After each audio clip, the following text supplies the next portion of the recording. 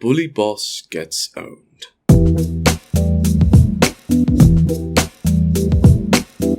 This one took place back in 2002. I'd been an over-the-road truck driver and engaged for a year. I thought I would try to get a local job, so I could be home every night with my soon-to-be wife. The wedding was only a few months away. She lived in a pretty small town. There wasn't much in the way of local truck driving jobs except for oil field or hauling dirt. I did find a dirt hauling company that's hiring.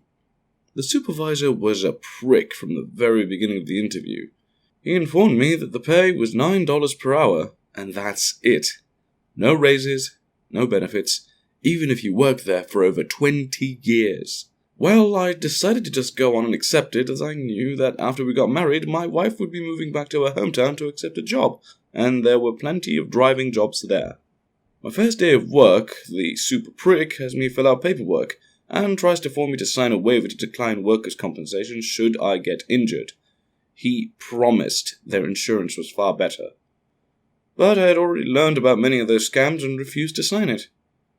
This utterly pissed him off. Telltale sign that they're trying to screw you.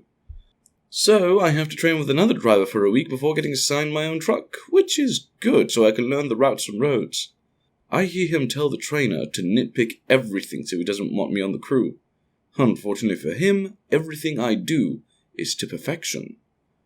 The only complaint the trainer had was that I tended to ride the clutch a little hard when taking off on the first day. I was trying to get used to the extra heavy loads and very sensitive clutch. Otherwise, I floated gears like a 50-year pro veteran. So I finished the week and got assigned my own truck. I do my pre-trip safety inspection as required by DOT regulations, and I noticed one of the steer tires is almost to legal wear. Cast of characters: boss man, boss or supervisor, or super prick, trainer, my trainer, me, engaged, not so easy to push over dude. Hey boss, Unit 12, let's steer us almost to regs, it's at 5 out of 16. Sounds to me like you just don't want to work. No, it's legal for now, just informing you that it's going to need to be replaced soon. Are you fluffing stupid? I just replaced both of those steers 2 months ago. Now get in the truck, or clock out and go home. I will drive it until it is illegal or unsafe to do so. But if I get fired, I have enough witnesses here, right now, to put it right back on you. I got on the truck and went to work. Bossman was peeved. But 2 days later, I noticed a new set of steer tires during my daily inspection. The next week, Bossman informs me that we are on nights for the next few days. When on the ranch land, watch your speed. If you hit and kill one of the landowner's $45,000 prize-winning steers, and he makes $20,000 when breeding, I'll run your butt off and you lose your pay. I bust out laughing. Hard. This pisses him off.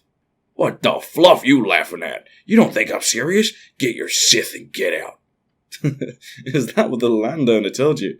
He breeds his prize-winning steer for $20,000 a pop? And you believe him? Yeah. I was nearly on the ground laughing so hard. Oh, fluff's your problem. Fine, go home. Sorry, I meant no disrespect. It's just that I imagine that you're from up north, right? From the city? I could tell from day one from his fake southern accent, but I kept quiet about it. Yeah, what of it?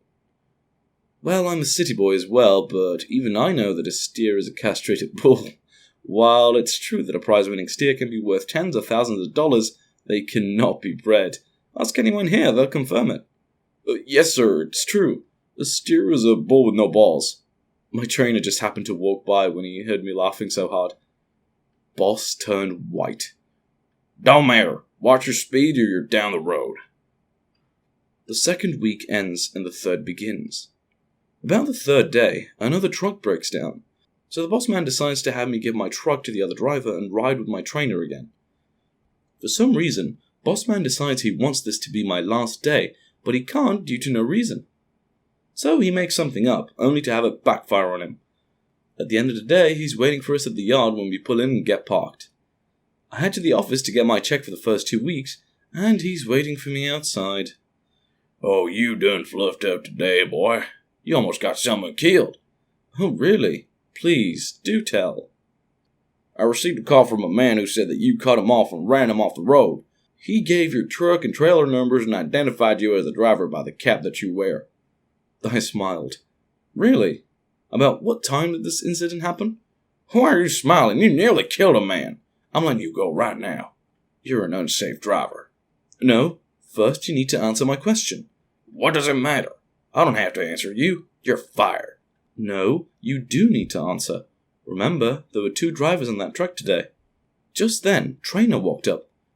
And FYI, I know that I didn't cut off anyone today, as I did not drive at all. I can also vouch that Trainer did not cut anyone off, nor ran anyone off the road. So either 1, the guy misread the numbers of the truck and trailer and identity of the driver, 2, is lying, or 3, you're the one lying because you've been trying to find fault in everything I do and run me off since day 1 when I refused to sign the waiver for workman's comp. Fluff, you little fluff. He's right. I drove all day and don't recall any accidents or near misses. You know I'd have called as per policy. Well, all right. I guess you still have your job. But no, I'm keeping a real close eye on you. Thank you, and I don't doubt it. My butthole has already been feeling your nose hairs tickling it since day 1. I opened my check and looked at it as Bossman began walking away fuming. Wait a minute. There's a $59 deduction on here for insurance. We don't have benefits, remember? That's for insurance against injury, remember? You mean the one I declined and refused to waive the workers' comp for? Yeah, it's mandatory. I see. So it's deducted whether I sign up for it or not. Yeah. Don't like it? Don't let the door hit your butt on the way out. That's illegal. No, it ain't. Now get the fluff off my property. I decided to end it right there, as there is no point in arguing with a spoiled child. It's best to be the better man and walk off. Yeah, right. Now for the ProRevenge. It turns out that the captain for the Texas Department of Public Safety, or Department of Transportation for you truck drivers, or state trooper for everyone else, at the precinct just happened to live about 4 houses down from the apartments that my fiancée lived. He just so happened to find an anonymous note on his windshield the next morning. The very next morning, there were 5 state troopers with all 15 of the company's trucks pulled over on the side of the highway right in front of the company, being thoroughly inspected. I was parked on the shoulder in my car across the highway, watching it all unfold while sipping my coffee. Of the 15 trucks, 11 of them were shut down for safety violations. Thousands of dollars in fines were written, and the boss plus 2 other drivers were taken to jail for warrants. Boss also had an expired commercial driver's license. He was forced to drive since I didn't show up for work that morning. As you can imagine, Boss Man lost his job.